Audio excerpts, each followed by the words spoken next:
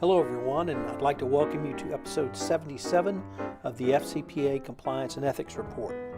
This is the World Cup Report Part 7, the conclusion of a two-part episode that Mike Brown and I are doing on things related to FIFA and the most recently completed World Cup.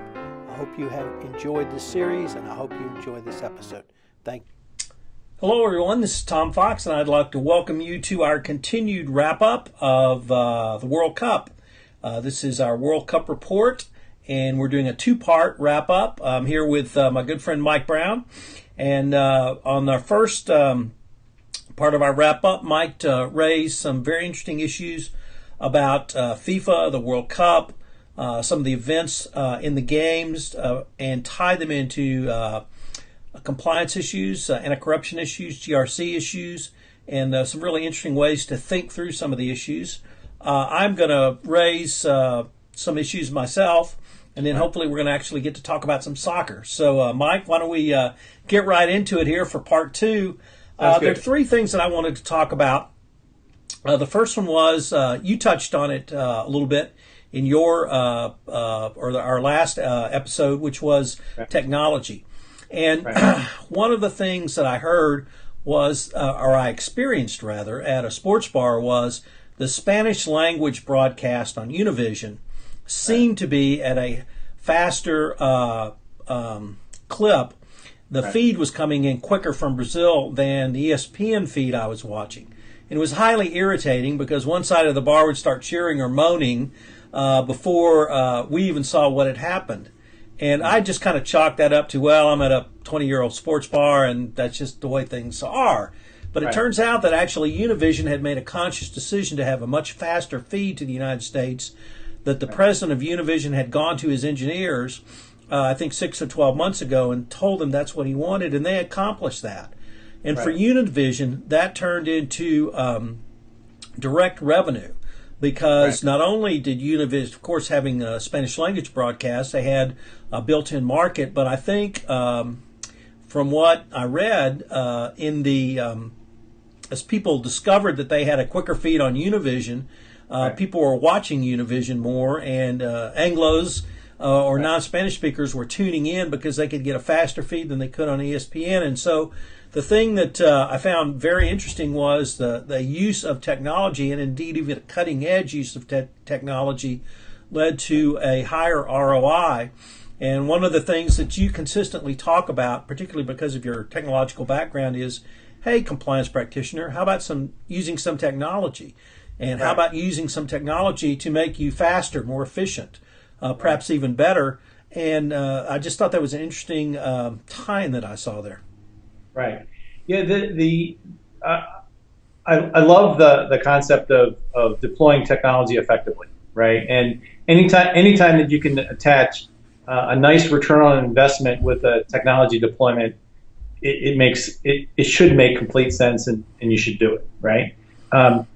You talked about the feed. That's like a big, huge, feeding the energy. Now, what you're going to see going forward is technology deployment based on mobile, and so what happens is that instead of TVs going forward in 2018 and 2022, you're going to see a huge deployment on what's considered to be a mobile feed. And the mobile feed is going to be something like 70% of the people watching TV are going to be watching it mobile. Now, what that does from a ROI and a branding and an opportunity is that they're going to be able to actually very specifically advertise a branded product specifically to your mobile solution. Okay, and so there's two things happening when that happens. One is you have this mobile space from a technology perspective that people are going to be watching, and people are actually going to be buying. For example, there's going to be 1 billion new phones coming into Africa. Okay, where they're not going to be able to afford PCs. They really can't afford phones, but they're going to buy the phone. And then on the phone itself or the mobile device, there's going to be push buttons. And those push buttons are going to allow you to then buy things, okay, invoke things, and do all kinds of different stuff from a technology deployment. So, I think technology in this case in the World Cup, you're going to see big, huge, worldwide, directed, common language directed types of products that are going to do, what we used to call localization, means that you basically speak in the language of the local and communicate in that way. So this is what we're talking about is the deployment of technology, not based on some old terrestrial-like techniques, but literally directly to a mobile device. So it's going to be fascinating going forward. By the way, that just from a side perspective, banking is going to change in a fundamentally huge way. We can talk about AML and other things later on. So that's a different subject matter over there. So. Well, and let me tell you my one mobile app story Right. that struck me the most from the World Cup. As you know, Houston Dynamo player Brad Davis made the team. Yes. Right. And he played in the Germany game. Yes. And his parents, who had, of course, followed him, in Right. all of his career, had flown down to go to the game, and it was in one of the remote locations. Right. There was flooding so badly on the day of the game, they were not able to get to the stadium on the bus they were on, and they had to watch it on a mobile phone in the Yes. bus. Yes. So, the pinnacle of his career, and they weren't able to be there because of the infrastructure was lacking, even though they had this brand new stadium. So, Surprise, surprise. yeah, surprise, surprise. Okay, well, let me turn the subject a little bit. If you haven't ever seen them, I would urge you to check out their podcasts, who are the Men in Blazers. They became actually quite famous, I think, during this World Cup. They even were written up in the New York Times. These are two English guys who pontificate on all things soccer. And it's very random. They use a lot of historical precedents, and it's a lot of fun to listen to. But one of the things they were talking about was the FIFA award of the 2022 World Cup that we've talked about extensively to Qatar. Right. And they correctly noted that the London Times, the Sunday Times, had broken a story about allegations of Qatari bribery and corruption to secure the bid win, and have continued on the storyline. But their point was that FIFA doesn't care what the British think. They don't care about England. They certainly don't care about moving the World Cup to England in 2022. But they led into that they want to see more U.S. investigative journalism look into the Qatari bid. And certainly in our arena of anti-corruption compliance, we've seen some obviously very strong journalism. The Walmart case is the prime example, but the Wall Street Journal broke the HP case back in 2011, actually. Right. So we see investigative journalism here play a significant or certainly an important role in transparency, the light of day, sunshine into corruption, all of those different things.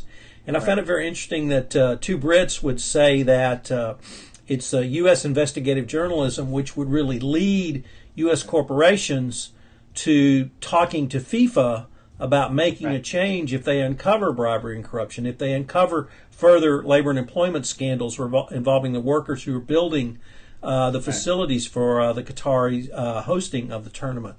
Very interesting. Yeah,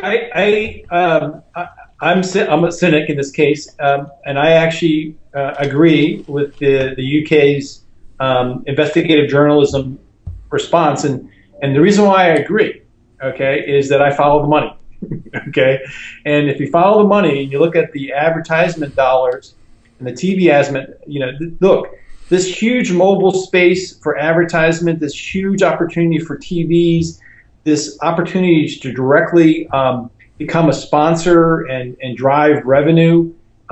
Look, the U.S. alone in Brazil, I think, traveled 5-1 the nearest country, something like that. And it's not like it was right next door. I mean, yes, it's South America, but it was a hell of a long way from a flight perspective. But we traveled 5-1. Okay, so that meant that in the case of the $4 billion that FIFA earned from ticket sales, a vast majority of that money came from the U.S. Right. Okay. Advertisement and the big sponsors, big worldwide companies. Okay, so Adidas is a big worldwide company, but I'm suggesting to you that by the U.S. investigative journalism's getting involved, it's just threatening the money pool, and Right. the money pool of tickets, travel, the money pool for even constructions and manufacturing and energy and all the things that you're going to try to do are going to be threatened. And it's probably one of the few countries in the world whose economic power could make a big impact. I think by the time 2018 rolls around or 2022, the economic impact of China might actually have as much impact, if you will. And if their prosecutory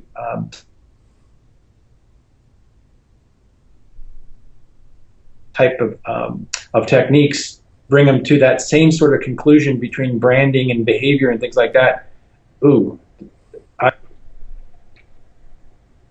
Am I gone, or are you still there? I'm still here. Okay, sorry about that. There's something that happened that lost connection. Talk about technology. But I'm just saying is that I'm not surprised if you follow the money. Maybe China in the future, the U.S. might have the two biggest impacts. Russia too. So, but from an economic perspective, China and the United States. So, Well, why don't we turn to a little soccer talk? And okay, maybe we can perfect. introduce this with. We were both talking about Chris Wondolowski, and who came in as a late substitute in the Belgian game, and unfortunately missed a shot from point blank. Right. Chris had labored in the American club team system for many years. I think is the MLS top scorer of all time. No. But Landon Donovan, I think, is the top scorer. Okay. For men. Chris is certainly up there. Chris, probably his last World Cup due to his age. And he came in and, frankly, just missed what he was paid to do. Correct. And so we both recognize that due to his age, he probably won't be back on the national team. But Klinsmann's very pretty clear, one whiff and you're out with him. No three-strike policy. So, but where do you think the U.S. Soccer team ended up, and where do you think they might take what they've learned and go forward for 2018? Yeah, that's I actually feel for Wanda because as you indicated, his specialty is basically being around the net, poking those goals in. He just seems to find the net with his ability, and he missed it. And I think at that point in time, with 88 minutes or something like that, we probably had to survive another 4, 5, 6 minutes. I think we would have survived and won and gone on to take on Argentina, and then my dream was that we would have beat Argentina and then faced Germany, and that would have been a heck of a match. But it just says that from the soccer world of the group of death, Germany was in there with us, and we did a great job. I think we gave Germans probably as much, if not more, than anyone out there could actually handle. So the quality of our play, I think, is outstanding. We're just a few away. The thing that was instructive for me was the Belgian game, where you had a 19-year-old kid who was giving us all we could handle, being replaced by, I think he was maybe 27 years old, the top line scorer within 20, 25 minutes at the end of the game that actually broke it open for Belgium in this case. Right. When our injury to Altidore occurred, we had no one of that stature. We didn't have two types of Altidores out there. So I think we're probably missing a half a dozen type of players. And what I mean is that we could actually probably have 10 really, really, really good players.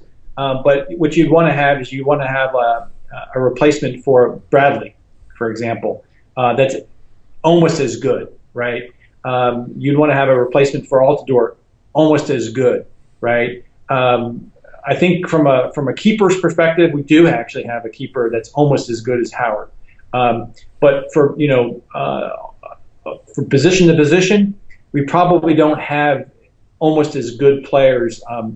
Germany was able to bring in, I think 6 to 8 different. I think everyone played. I mean, matter of fact, the last 30 seconds or last 1 minute was the keeper was the only one that didn't play and did get a chance to play. So, yeah, they played the most games, and I recognize that. But I think the level across the board was at a higher level and closer to like the world class type level. I'm excited. I'm excited by the team. I'm excited by where Jurgen Klinsmann has them going. I'm excited for the MLS soccer. I think it looks like it's getting to the kind of level of quality that begins to equate to some of the level of qualities of the Premier Leagues and other leagues out there. Now, I think the Premier Leagues and some of the Series A and the French leagues are going to be as good, or if not slightly better. But there's a lot more money in those leagues, and so the best players are going to go towards the money in this case. When we get the sponsorships and the money comes flowing in, you just watch. The level of play will continue to increase. So, well, here's a question I've struggled with. And Klinsmann has been the most vocal about the top American players need to go be seasoned. They need to go to Europe. They need to go to the Premier League. They need to go to the Bundesliga. They need to go to Serie A. They need to go to La Liga. Any of those, Spain, Italy, Germany, England, have generally recognized the best leagues in the world. And that's where they're going to become seasoned, get toughened up. My kind of response to that, or at least my counter question is, if you're going to home grow American talent, you have to have American talent on display, and that means the MLS. And if you take those players and you send them to Europe for seasoning, you've stripped out the best here. And if we're going to get to the point in 2020 or 2025 where kids are starting to turn away from football or basketball or baseball and into soccer and truly have the physical skills that can be honed, I don't know how we can create that enthusiasm for that homegrown talent. And it's a dynamic tension that I don't pretend to know the answer to. The other interesting thing I heard was the income level of American-born soccer players as opposed to other sports. And they are it's traditionally middle class and up. Whereas in many parts of the world, soccer is a working man's game, middle class and down, and it's viewed as a way out. Whereas here, if you play soccer, you're kind of an intellectual. You're really moving towards, not a rich white kids club, but certainly more of that than in other countries. And so it's going to be interesting to see if inner city youth start to play, or others who have traditionally not played the game, who in many ways are very good athletes. It's funny. You everything. I hate to come out as a cynic, right? Because I'm such I believe in so many things. In all those countries, what you're basically saying is that there's a way out, right? There's an economic way out, right? And so there's a lot of money associated with economically getting to where you need to be. We see the same thing happening in football, for example, basketball, right? Is that when the money is there, when the organizational money is there, you see some of the best talents working its way through the aspect of things. I think when you start seeing the results of the Timbers, the results of the Sounders, where you're having full stadiums and crazy team activities and support and sold out stadiums, that the U.S. Companies that want to advertise and want to be associated with that brand will begin to pour more money into it, and then TV comes into it, and then more money is going to come into it. So you're going to start to see then opportunities for people to then get out. Now, I think where Jurgen is basically saying is, if you put a person of physical big attributes, like the U.S. guys are big and strong and fast, and you surround them with the best coaching, okay, then you're going to get the best players. And I think the best coaching by far across the board is going to be in those leagues, okay?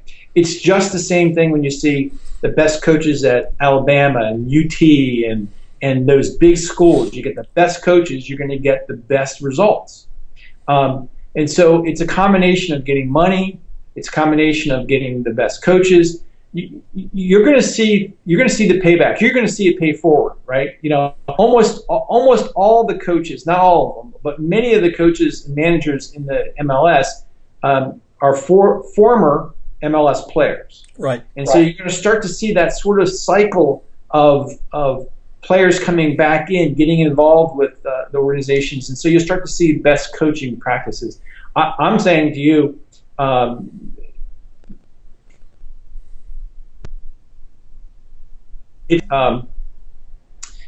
You just can't pour money into it and then expect it to happen. You have to get these kids at 6, 7, 5, 4, 3, 10, 12, thinking about getting out and becoming successful in the world of soccer, and then being exposed to really, really good coaching. And at that point in time, we're gonna get. Look, we're looking at 23 players on the team, right? And so you're looking at baseball, basketball, football, just to name 3 of the ones that draw some of the best talent in the world away from soccer. It's going to get there. And then, what MLS I think is doing well is that they're attracting some of the better older talents to bring in to spice the leagues. And when they start to attract some of the better coaches into the leagues, then you're going to start to see even some more improvements. But right now, it's a players' league versus a coaches' league, managers' league. I can tell you from Man U, they're pretty damn happy. Especially with the new manager that's coming in there. Yeah. They know that he's going to do a hell of a good job. Right. It's fun. Okay, we're getting near the end of our time, so what's your one takeaway from the 2014 World Cup you want to leave us with? One takeaway. 2 billion eyes watching 2 hours of sports. The world became one. It was fun to see. I just want to see that exact same fun.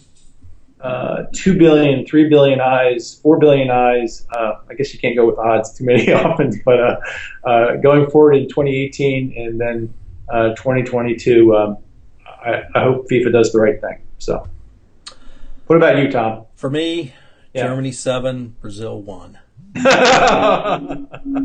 In listening, first of all, if you didn't watch that game, the Brazilian fans were so loud at the start of the game. Right. Not only could I not hear the announcers on television, they couldn't hear each other with headphones on. And to have that, and the commentators correctly and immediately identified the deficiencies in the Brazilian defensive structure, which Germany mercilessly exploited.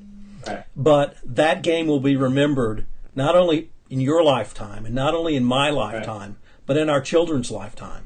And if they talk about it, it'll be remembered in our children's lifetime.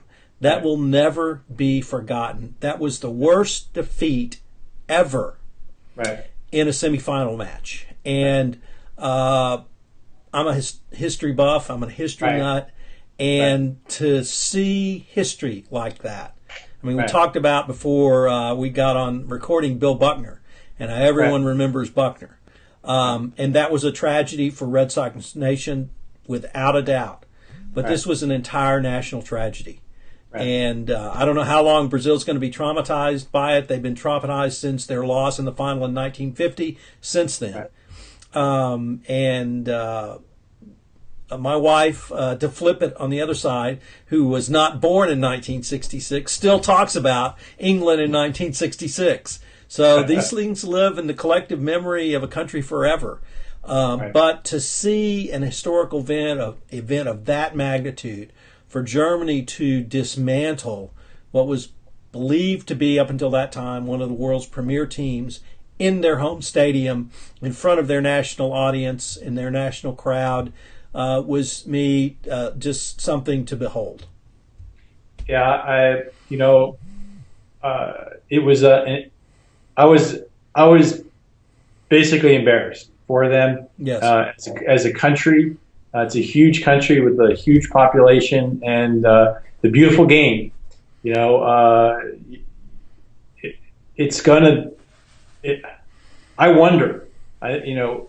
Will Brazil respond in a incredibly powerful way, putting together an organization, the situations that kind of leaps them into world-class behavior and results for the next 20, 30 years? Or are they going to abandon the beautiful game and abandon their opportunity because they were humiliated and ashamed and embarrassed? So these next 8 years, these next 4 years are going to be kind of fun to watch. So we know they already got rid of the coach. Right. Well, hopefully we can get back together in 4 years and see if there are answers to some of these questions. That sounds great, Tom. I really appreciate all the time, and we had some fun conversations here. All right. Thanks a lot. Take care.